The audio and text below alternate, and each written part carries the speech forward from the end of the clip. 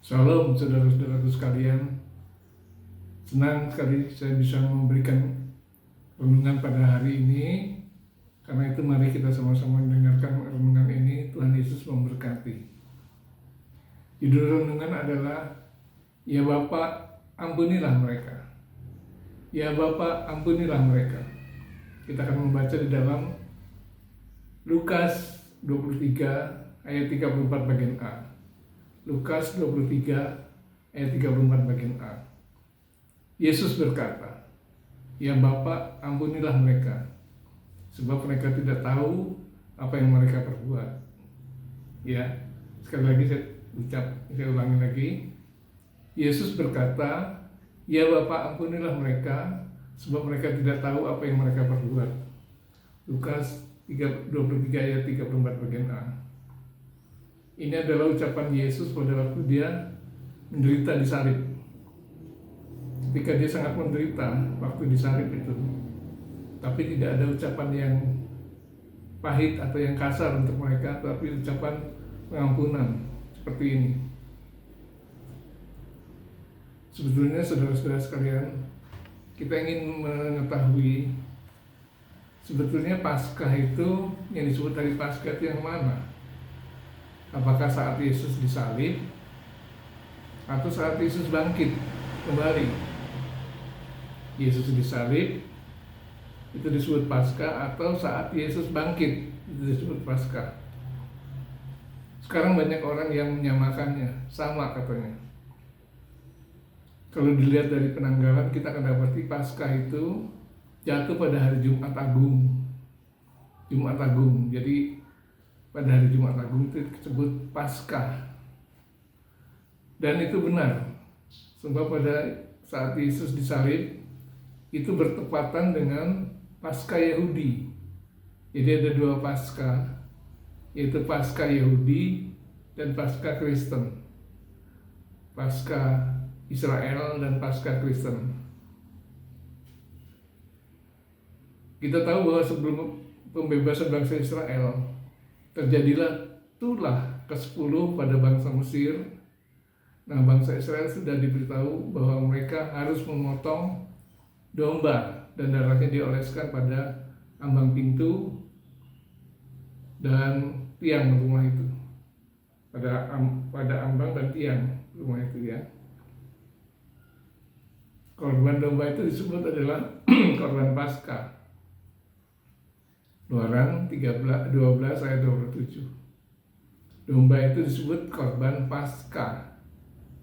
Jadi Yesus sebagai domba Paskah bagi Allah untuk dipersembahkan bagi keselamatan umat manusia.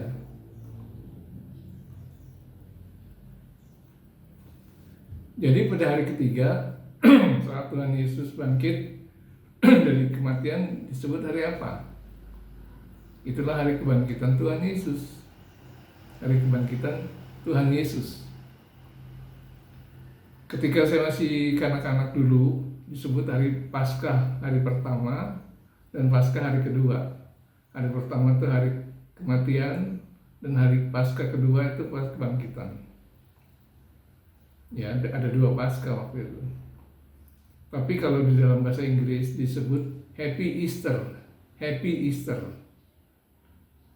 Kata kebangkitan itu, pada saat kebangkitan itu disebut Easter, Happy Easter ya. Dari kata is itu berarti timur atau tempat terbitnya matahari. Yesus yang mati kemudian bangkit lagi, muncul bagikan terbitnya matahari pagi. Yesus bangkit kembali. Itu hasil terjemahan dari Bapak William Tyndale. Bapak William Tyndale, seorang tokoh penerjemah pertama kali Alkitab ke bahasa Inggris. Itulah tokoh penerjemah pertama kali. Beliau sendiri kemudian digantung, dibakar, dan dicekik sampai mati oleh penguasa saat itu yang melarang terjemahan Alkitab ke bahasa Inggris. Jadi dari bahasa aslinya tetap begitu, tidak boleh diterjemahkan ke dalam bahasa Inggris. Tapi sebelum meninggal, dia berseru kepada Tuhan agar muncul seorang raja Inggris yang menerjemahkan Alkitab ke dalam bahasa Inggris. Nah, dari situ muncullah raja Inggris King James. King James ini yang menerbitkan Alkitab bahasa Inggris dengan berpedoman pada karya William Tyndale ini, berpedoman pada itu. Siapa King James? King James adalah, kita ingat bahwa terjemahan Alkitab itu King James Version, ada King James Version, kemudian diganti dengan yang baru New King James Version, ya seperti itulah. Puji Tuhan. Dari situ akhirnya diterjemahkan King James, diterjemahkan ke seluruh dunia, bahkan sampai ke Indonesia. Puji Tuhan, saudara-saudara sekalian. Sebetulnya apakah bahasa asli kita Perjanjian Lama dan Perjanjian Baru itu? Apa bahasa aslinya? Ternyata kita Perjanjian Lama menggunakan bahasa Ibrani. Ya, Perjanjian Lama menggunakan bahasa Ibrani. Kemudian kitab ini diterjemahkan dalam bahasa Yunani oleh 70 orang Yahudi, bangsa Yahudi. Waktu itu orang Kristen belum ada. 70 bangsa Yahudi sendiri yang yaitu kelompok ahli bahasa Ibrani dan Yunani, diterjemahkan dalam bahasa Yunani. Itulah kitab yang disebut Septuaginta. Septuaginta, ya. Mungkin banyak yang pernah dengar itu. Sedangkan kitab Perjanjian Baru ditulis dalam bahasa Yunani dan beberapa kata Aram, bahasa sehari-hari Tuhan Yesus, dan bahasa Latin. Contoh bahasa Aram adalah Eloi Eloi lama sabachthani. Itu contoh bahasa Aram pada saat dia disalibkan.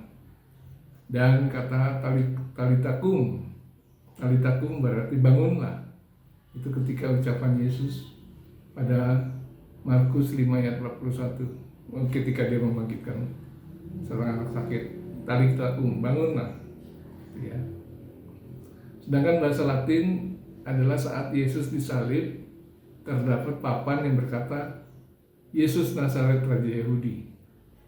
Salah satunya tertulis dalam bahasa Latin, ada beberapa terjemahan.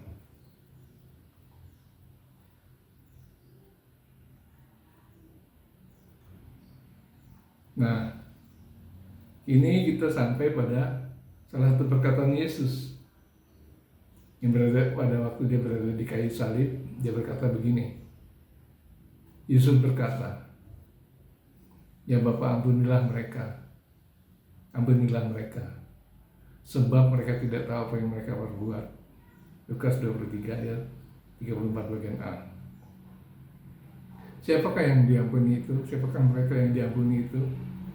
Itu semua orang yang telah menyalibkan dia, termasuk juga orang yang setuju dengan hukuman itu. Mengapa harus diampuni? Padahal bukankah mereka justru menyalibkan Yesus yang tidak bersalah? Karena Yesus itu Tuhan yang Maha Pengasih.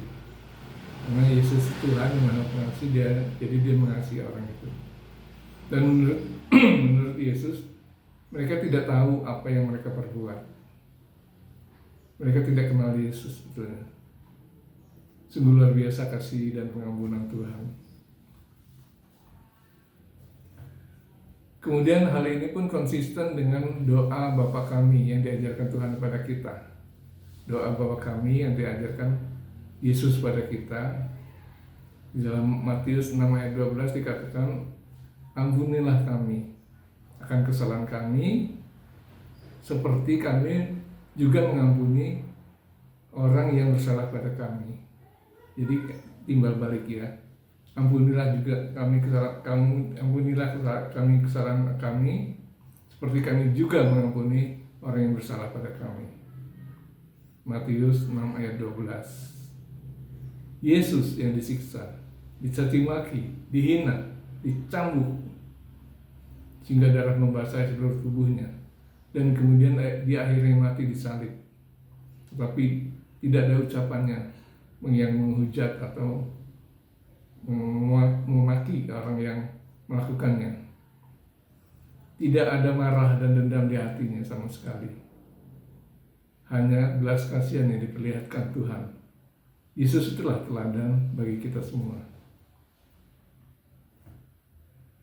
Saudaraku sekalian, kalau kita membayangkan ajaran dan sikap Yesus yang demikian mengasihi manusia, tentu kita akan merasa malu pada diri sendiri. Kita akan merasa malu pada diri kita sendiri kalau kita tidak melakukannya. Ya, jadi kita malu kalau kita tidak melakukannya.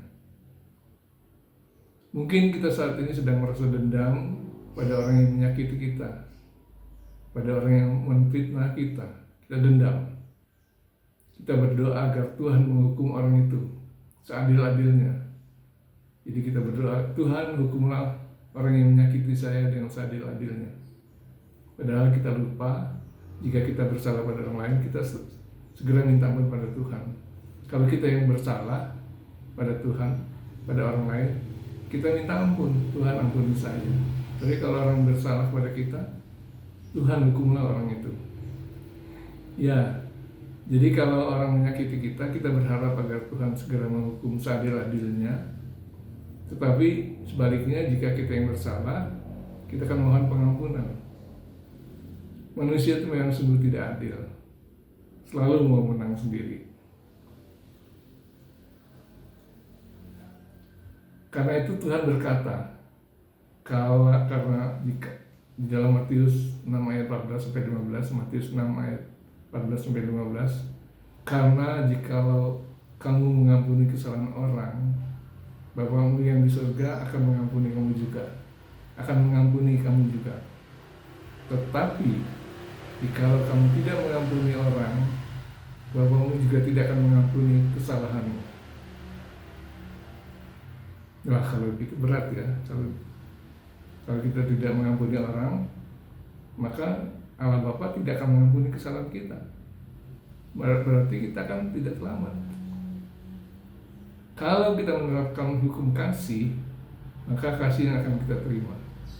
Kasihlah yang akan kita terima.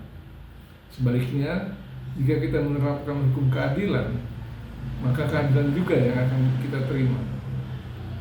Sementara itu orang yang bersalah pada kita sama sekali tidak merasakan apa yang kita rasakan. Mungkin ya tenang-tenang saja. Kita yang dendam, malah mungkin bisa sakit. Ya, karena orang itu nggak apa-apa, kita malah dendam, sakit kita. Kalau hukum keadilan berlaku bagi kita pasti tidak akan selamat. Karena itu Yesus mengajarkan dalam Matius 5 ayat 44, Yesus mengajarkan, tetapi aku berkata kepadamu, kasihilah musuhmu dan berdoalah bagi mereka yang menganiaya kamu. Kasihilah musuhmu dan berdoalah agar bagi mereka yang menganiaya kamu. Bahkan musuh sekalipun harus kita kasih dan kita doakan mereka yang menganiaya kita. Lebih lagi orang yang hidup di sekeliling kita, termasuk juga saudara seiman yang mungkin menyakiti kita harus mengasihi dan mendoakannya, tidak mendendam sama sekali. Memang mudah sekali mengucapkannya, tapi sulit kita melaksanakannya. Oleh karena itu kita harus menyadari pengajaran Yesus tentang kasih itu, dan mohonlah kuasa Roh Kudus agar memampukan kita melaksanakannya. Kini kita tersadar bahwa pengertian tentang mengasihi betapa sulit untuk bertindak seperti itu. Ya, Tuhan mampukan kami untuk mengubah dan bersikap dari bersifat membenci dan mendendam menjadi mengasihi dan mendoakan orang lain. Itulah dari pesan dari Tuhan. Janganlah kita mengasihi, janganlah kita mendendam pada orang lain, tapi kasihilah dan doakanlah orang yang menyakitimu. Tuhan memberkati. Amin.